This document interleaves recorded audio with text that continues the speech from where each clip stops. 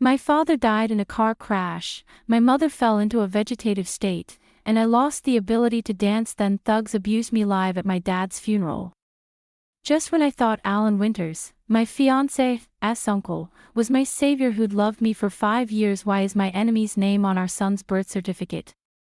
And what dark lies did he tell to turn me into nothing but a surrogate? Chapter 01. A car accident took my father's life instantly, and my mother was left in a vegetative state. As the principal dancer of the troupe, I found myself unable to dance anymore. I attended the funeral confined to a wheelchair. After the mourners had left, a group of thugs abducted me. They subjected me to horrific abuse inside my father's funeral hall and streamed everything live. The footage was sold cheaply and quickly spread across the internet. The dance troupe immediately terminated my contract. My fiancé, Sec Winters, sent me a cold breakup message and fled the country. In one night, I lost my father, my love, my career, and my reputation, leaving only my mother, trapped in silence and stillness. At my lowest point, Sec's uncle, Alan Winters, appeared. The reputedly ruthless, cold-hearted head of the Winters family suddenly knelt before my wheelchair and spoke in the gentlest voice I had ever heard. "Nina, let me take care of you." For 5 years of marriage, he treated me like a precious treasure. I thought he was the light after all my darkness until I found another woman's name on our son's birth certificate. Julia Lawrence. The daughter of the driver who caused the accident. I went to confront Alan, but unexpectedly, Zek's voice echoed nearby.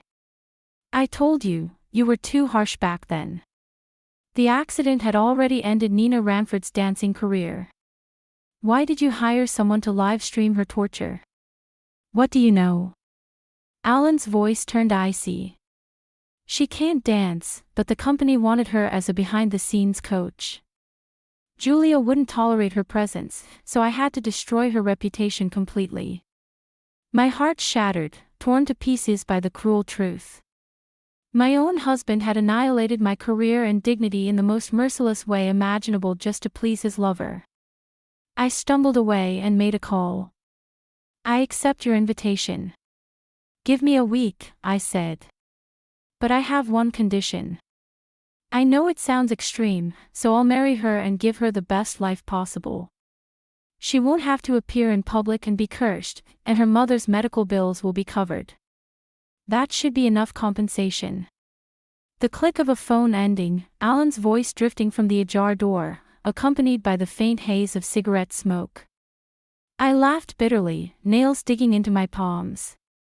5 years of being fooled by his hypocritical charity, and I even bore his child. Zek sneered, "Nice words. You're just a surrogate to him. You and Julia already have a child, why can't she have another for me and Julia?" Alan sounded helpless. "Her body can't handle another pregnancy." "I don't care." Zek snapped. "Julia can't have kids because of her dancing career, and she won't use a surrogacy agency. Isn't that why you tricked Nina into this? You're acting reluctant now. Afraid to let go of Nina. Still attracted to her." Alan's voice froze cold. "Don't question my feelings for Julia." The office fell silent. Even outside the door, I could feel the tension. I clenched the birth certificate, staring hard at the mother's name. Julia. Slowly, I stood and walked out unsteadily. 4 years ago, just as I was regaining mobility, Alan was diagnosed with a brain tumor and given little time. He worried more about me than himself, kneeling tearfully and begging, "Nina, promise me you'll never hurt yourself for me." When I refused, he smiled bitterly. "It's all my fault. I can't be with you forever. If only we had a child. At least he could stay with you when I'm gone." Those words sparked new hope, and I decided to have a child for him. But my body was damaged, and a natural pregnancy was impossible. Artificial insemination risked 50 paralysis. Alan refused to accept it. Only when I threatened to end my life was our son, Zachary Winters, born. A month later, a follow-up revealed Alan's tumor was a misdiagnosis. There's nothing better than a false alarm, especially when it gives us new life.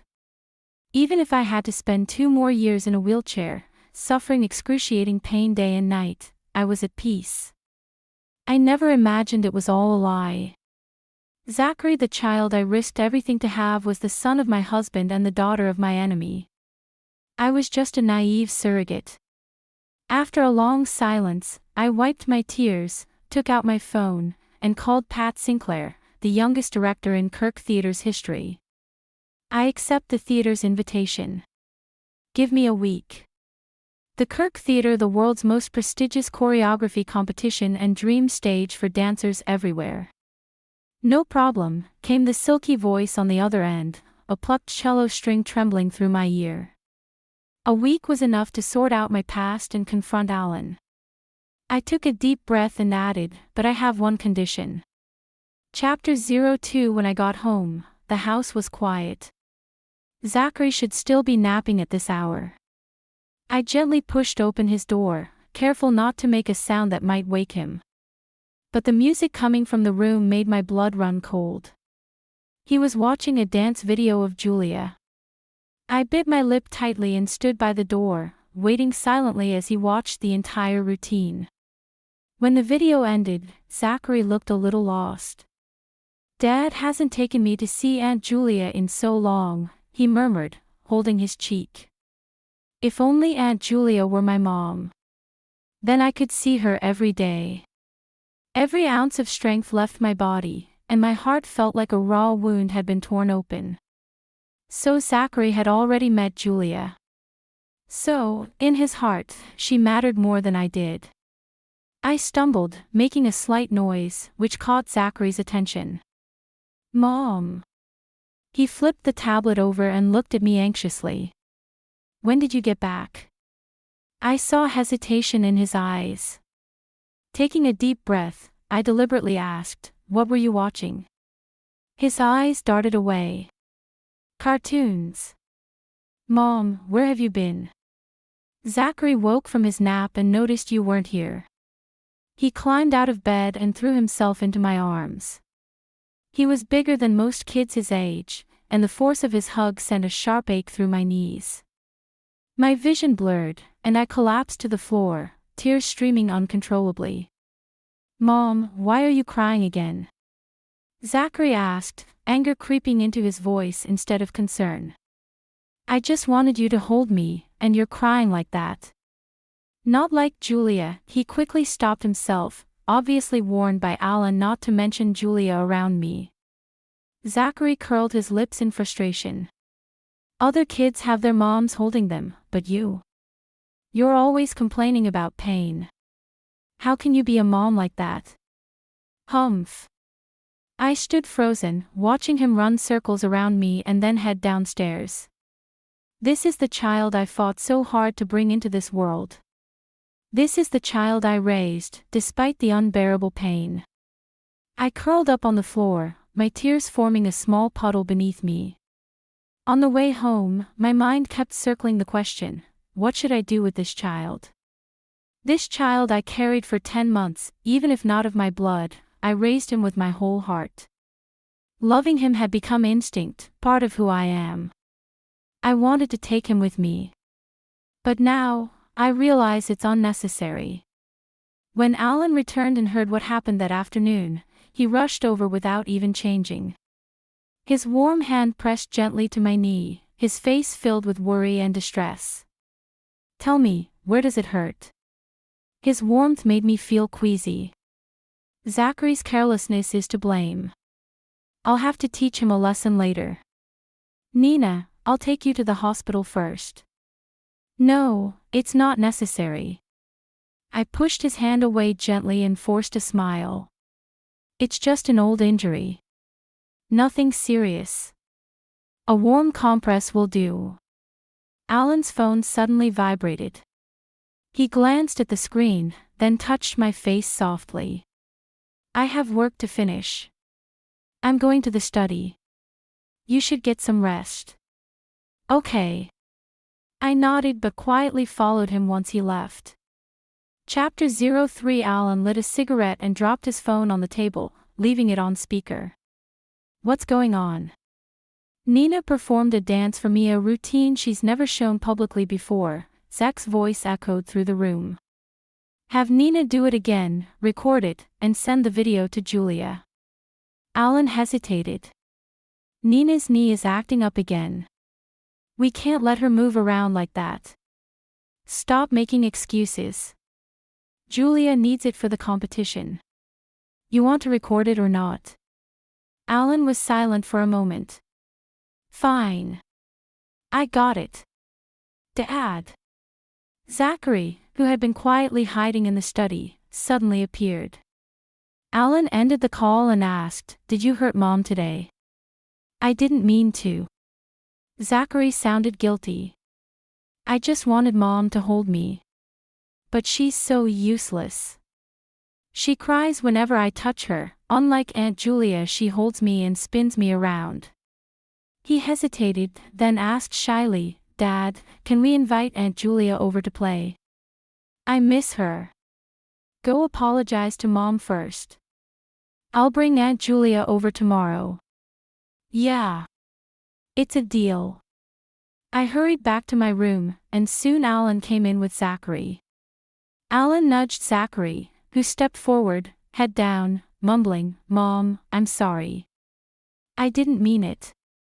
I said nothing, only watching him quietly. Zachary looked up, eyes wide. How had I never noticed before how much his eyes resembled Julia's? He was so good at playing the weak, pitiful child, the tender-hearted act. I whispered, Go wash your hands and get ready for dinner. Assuming I'd forgiven him, Zachary smiled, winked at Alan, and skipped away. Alan helped me sit on the bed. Should I call a doctor? I shook my head. It doesn't hurt anymore. I still want to see a doctor to be sure.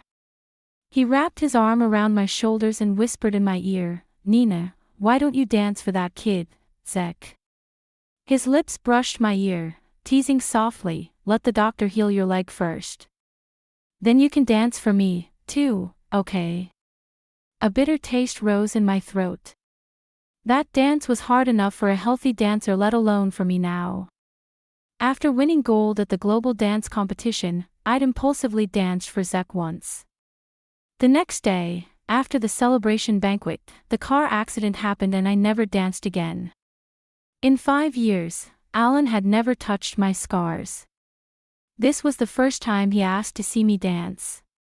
Meeting his expectant eyes, my hands, hidden under the blanket, slowly clenched into fists. Of course, as long as it was for Julia, he didn't care about me. I nodded, and he left satisfied. The next morning, Zachary woke early, bubbling with excitement. Alan returned early that afternoon. Julia heard you were hurt and came to see you. Julia stood beside him, looking down at me. Long time no see, Nina. Are you okay? I sat in my wheelchair and smiled faintly. I'll be fine. Leave this place, and everything will be fine. Alan, 6 days left and I won't be fooled by you again. Chapter 04. Hello, Aunt Julia. Zachary suddenly popped out from behind me, puffing out his chest and proudly announcing, I'm Zachary. Thinking I couldn't see, he cheekily stuck his tongue out at Julia. Dad told me you're an amazing dancer. I really look up to you. Julia shot me a proud glance, crouched down to stroke Zachary's hair gently, and said softly, Thank you, Zachary. Auntie is very happy to hear that. But your mom used to be even better than you, I added quietly. Zachary cocked his head, staring at me in disbelief. Mom can dance too. Alan had hidden my dancing shoes and trophies, so Zachary had no idea about my past. He quickly said, Aunt Julia, you're wrong. Mom can't do anything. Her legs shake after just a few steps. She can't even manage as a housewife, so how could she dance? Zachary, Alan scolded sternly, don't talk about Mom like that. Zachary pouted unhappily, but Julia, clearly pleased, pinched his cheek affectionately. "Alan, I want to speak with Nina alone," Julia whispered sweetly, tugging on Alan's sleeve. "Remember? We were roommates in college." "Yes, Julia was my college roommate and I was the one who introduced her to Zechariah. I used to think we were friends." Alan gently took the reluctant Zachary away, while Julia wheeled me toward the gym on the first floor. She moved confidently, clearly familiar with the house, showing no intention to hide anything. As soon as the door shut behind us, Julia dropped her act and kicked my wheelchair hard. I grabbed the wheel, but it slipped, sending me crashing sideways. My knee slammed painfully against the metal frame, and a cold sweat broke out on my forehead. "How does it feel to be trapped in a wheelchair?" Her fingers, painted a bright red, tangled fiercely in the strands of my hair, pulling hard. I groaned in pain but forced a smile. "Try sitting in it yourself, you'd understand." Julia's expression froze cold as she pinched my chin sharply. "You're nothing but a broken toy for others to play with. Who do you think you're fooling with your fake superiority?" I grabbed her collar. "You're a different person now. Do you still have nightmares about your father?" Back in college, Julia often cried out in her sleep, begging, "Don't hit me," and "Please." I asked her many times what was wrong, but she always shut me out. It wasn't until I found bruises on her body that I realized her father was abusing both her and her mother. I wanted to call the police, but she clutched my hand tightly and begged through tears, "Please don't let anyone find out." I had no choice but to speak with my mother, who helped connect Julia with a support fund. Julia's face twisted in anger, her grip tightening. "How dare you bring up my father? Every time your mother's people come by, he beats me worse than before. You and your mother pretend to help me, but it's just a performance to satisfy your own savior complex. You never stop to think about what I've been through." She slapped my hand away, her nails leaving a long scratch across my forearm. "You don't know the truth, Zach and I are married." Julia lifted her hand to show the diamond ring gleaming on her finger. "If I shed a few tears, every man around you will fall at my feet." She curled her lip and looked away, scanning the room. I felt trapped, like a helpless prey caught by a venomous snake. Julia picked up a dumbbell and smiled brightly. "Zach's like this, do you think Alan will be the same?" Chapter 05. Julia suddenly swung her arm and threw the dumbbell at me. I could never have imagined she would do such a crazy thing. The moment the dumbbell flew towards me, I instinctively dodged. My wheelchair overturned, and I fell heavily to the ground. My knees ached piercingly, and every bone in my body protested. The dumbbell still grazed my forehead, burning with pain. Warm liquid flowed down my brow, and my vision was quickly filled with a bright red. The gym door was flung open, and the moment Alan saw me, his pupils constricted. "Nina." I reached out to him. "Alan, it hurts." "Mom." Zachary emerged from behind him. Seeing me, his face paled instantly. I watched them run toward me, but the next second, Julia's voice rang out, tinged with tears. "It hurts." Alan paused and abruptly turned. I blinked hard, seeing him kneeling on one knee in front of Julia, his hands carefully supporting her calf. There was a thumb-sized scrape there, broken skin and faintly red. Alan's voice tightened with worry. "What happened?" Julia sobbed, tears streaming down her face. I just wanted to get something to drink, but she suddenly kicked me and pushed me. "No, that's not the case." I raised my arms to stand, but fell back heavily. She was trying to. She even picked up a dumbbell and threw it at me. Julia pointed at me, tears welling up in her eyes. If I hadn't blocked it, she would have killed me. Zachary rushed over angrily, sat on me, and pounded on me. "Mom. How could you be so mean? Apologize to Aunt Julia." I was choking, the taste of rust filling my mouth, and I coughed up blood. Zachary, that's enough. Alan picked up Julia and, as he passed me, looked at me with a cold gaze, as if he were a stranger. Nina, are you so jealous of Julia? You can't dance anymore, and you're going to ruin her competition. Zachary scrambled to his feet, ran over, and tugged at Alan's shirt. Dad, let's get Aunt Julia to the hospital. He blew gently on the wound on Julia's calf. Huff, it doesn't hurt anymore. Don't be afraid, Aunt Julia. Zachary will protect you. The three hurried figures gradually receded from my blurred vision. The last thing I saw was Julia, tucked away in Alan's arms, announcing her victory. I read her lips, did you see that? When I woke up again, I was met with a blinding whiteness. It was the housekeeper who had found me, left at the gym, and rushed me to the hospital. Seeing me awake, he immediately handed me his phone. Madam, the hospital has called several times. Just then, the phone rang again. Ms. Nina, you finally answered. The woman on the other end said urgently.